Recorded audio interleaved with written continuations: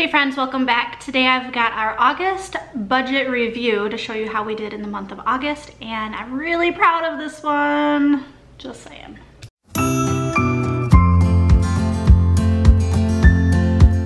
If you're new to our channel, I do welcome you, and I hope that you consider subscribing to be part of the family. I'd love to have you.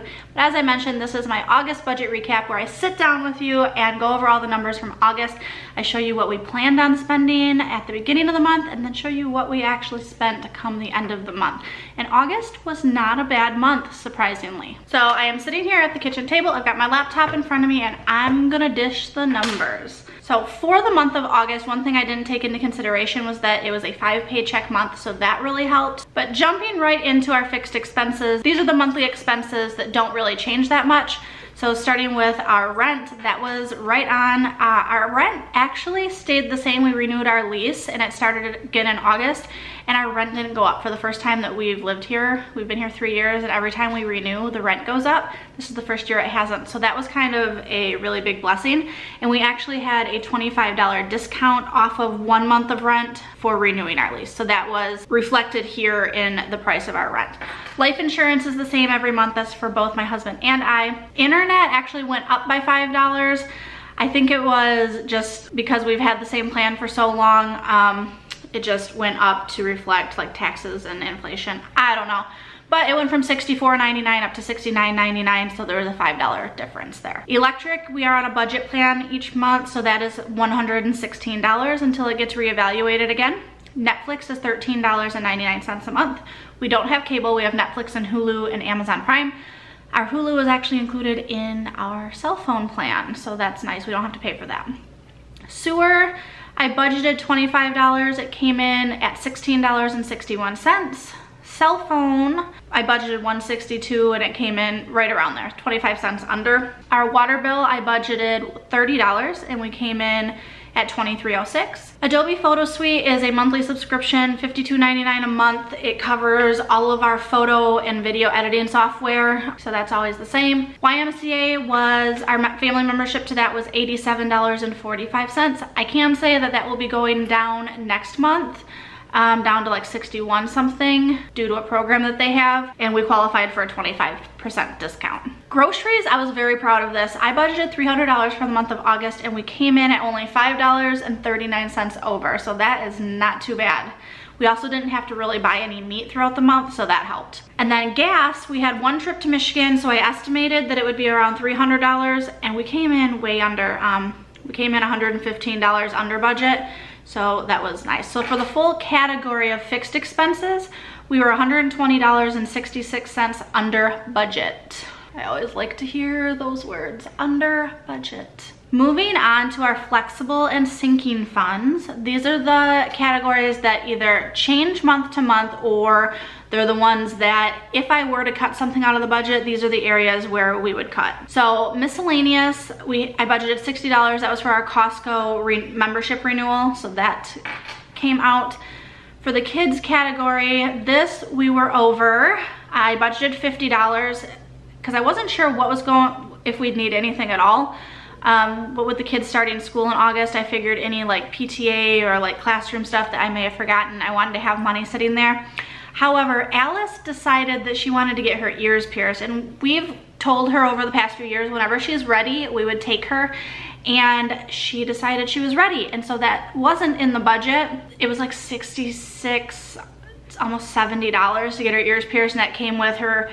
That was the piercing, her earrings that they put in, her cleaning kit, and then we did buy her a secondary pair of earrings. So basically the overage in this category, we were over $76.22. That was basically because she got her ears pierced. But I'm okay with that. If you haven't seen the vlog of her getting her ears pierced, I'll link that up top. She was so brave, she didn't even cry. I was so proud of her.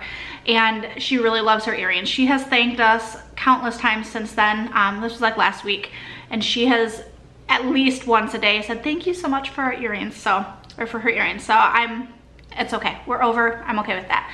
But some of the other things in that category, Alice got a pair of shoes, and then we did get Ted, our hamster, his bedding and food, which usually lasts, like the food has lasted a few months, like one bag of food, and it's only like a $6 bag of food that lasts a few months.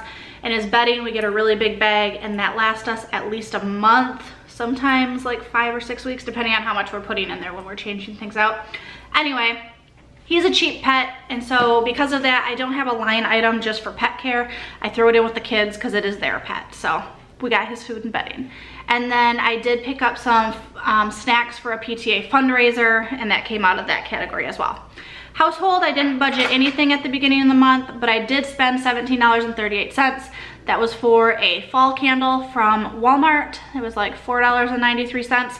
If you haven't checked out the 719 Walnut Avenue brand of candles at Walmart, they are in the air freshener, like cleaning aisle, not with the rest of the candles on the home goods side of the store. They are duplicates of Bath & Body Works, and they smell amazing. Right now they have their pumpkin waffle one, and that's the one I picked up. I also got a car air freshener and some wrapping paper from the Dollar Tree. I like to just have a random assortment on hand for random stuff. Clothing, we didn't budget anything and did not spend anything. Personal care, I budgeted $100 and we spent $45.41. That included fish oil, vitamins, kids cough medicine, deodorant, face lotion, and melatonin for myself. Medical and health, I budgeted $220. We spent $92.64, so we came in under on that as well. And the reason for that is because I had to cancel a dentist appointment. I'm supposed to get some dental work done on this side. They want to replace a filling because it's old and somewhat cracking, but it's not bothering me, so it's not like an emergency situation. But on this side, I'm still having some tenderness from a filling that I had replaced on that side a few months ago, and they said it can take like 6 to 12 months for like some of that tenderness to go away, especially if it's a deep filling, which it was. And so it doesn't bother me like all the time, but when I'm chewing on that side, especially if I'm chewing harder foods or things where, I don't know, like basically harder foods, it does still cause some pain. So I didn't want to get this side done and then chance not having either side like comfortable to chew on. So I called and postponed it for now. So that's why we came in under budget for that. But the $92.64 that I did spend was co-pays and prescriptions just for my regular doctor's appointments. Every month I see the pain clinic, and that comes with a co-pay and a specialist co-pay as well. So there's 2 bills associated with that. And then I also get monthly prescriptions. Fun money, we budgeted $17 for Spotify, and I thought we were gonna owe $6 on our snack crate box, but we ended up getting another referral credit on there which covered it, so our snack crate box was free, and all we spent was $10.59 on Spotify. Dining out, we didn't budget for anything. We try not to dine out at all, but we spent $67.94. A big chunk of that was when the kids and I were in Michigan. It was my niece's 18th birthday, and we went out for a birthday lunch at a Mexican restaurant, so I paid for that. We did have Taco Bell one night recently when I wasn't feeling well at all, did not want to cook dinner, but like Mexican food sounded good, so Will went and got Taco Bell for all of us. And then after Alice got her ears pierced, we went out to Blaze Pizza because I always told myself that when she decided she was ready to go, I wanted to make a special day out of it, so it was something that she would remember, and so we did go out to dinner after that and have pizza. So auto savings, I set $210 aside each month. That covers things like car insurance, car repairs, registration when it's due each year on both of our vehicles. Anything vehicle related comes out of that fund. So the $210, it just kind of accumulates in there until we need it. And then same concept with gift savings. I set aside $180 each month.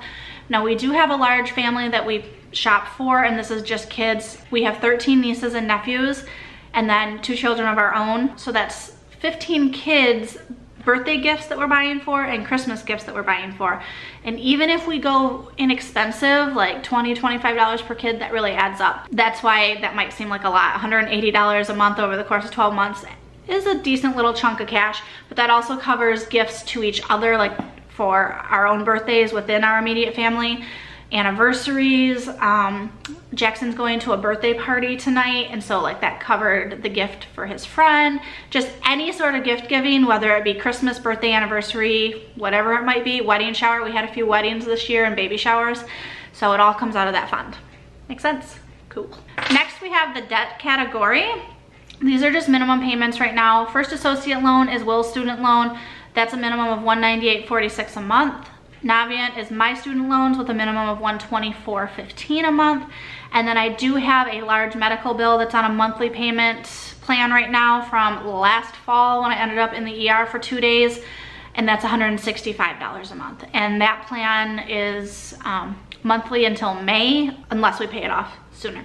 So that's what we're working with right now. For savings, we don't put anything into joint savings right now. We do have a balance in there for emergencies, but we have not had to touch that in years. So, knock on wood. Jackson got his $10 monthly allowance and Alice got her $10 monthly allowance. If you want to see how we do allowance and chores in our house, I'll link the video up top. There's a whole system with that. That $10, they don't get that entire $10. They only get 5 of that for spending, and the video explains all of that. And then for vacation savings, this is, Will and I are going to Savannah in October, and I'm just setting aside money for the vacation. Most of that was from shifting. I do deliver groceries when I'm feeling up to it. Some of that was from like referral commissions from Nadine West and Grove Collaborative. So I don't make a ton on that, but any little extra stuff that's coming in that I don't expect or that I don't budget for, I've just been kind of setting aside in the vacation fund. So that'll go towards covering our hotel and then anything else that we might be doing there. So that is the month of August. We did pretty well. Oh, going back, just to review real quick. So the fixed expenses, we were under $120 in that category. The flexible and sinking funds, we were under $26 in that category. Not too bad. I was very proud of how August went. Anyway, thank you so much for watching. I really do appreciate all of your support and your love. If you have comments about the budget or how we do things, drop them down below. If you've been around a while and you watch the budgeting videos each month when I'm able to get them up, you're pretty familiar with our system, but I actually use a program called YNAB. You need a budget, and then I transfer information to a spreadsheet just for privacy reasons, because YNAB does have like account information and stuff that I don't necessarily want to be sharing with the entirety of YouTube. But that's all I got for you today. Thanks again for watching. Until next time, I'll see you later. Bye.